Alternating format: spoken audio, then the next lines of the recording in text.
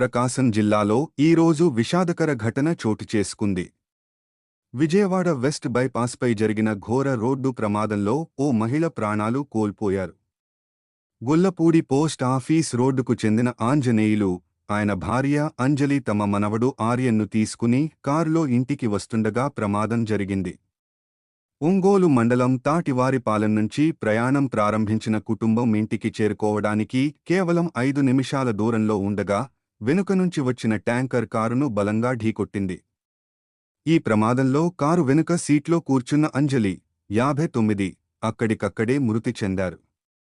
ముందు సీట్లో ఉన్న మనవడు ఆర్యన్తో పాటు ఇతర కుటుంబ సభ్యులు ప్రమాదం నుంచి బయటపడ్డారు. ఇంకా 5 నిమిషాల్లో ఇంటికి చేరుకునే సమయంలో ఈ విషాదం జరగడంతో కుటుంబ సభ్యులు, బంధువులు కన్నీరుమున్నీరుగా విలపిస్తున్నారు. ఘటనపై పోలీసులు కేసు నమోదు చేసి దర్యాప్తు చేపట్టారు.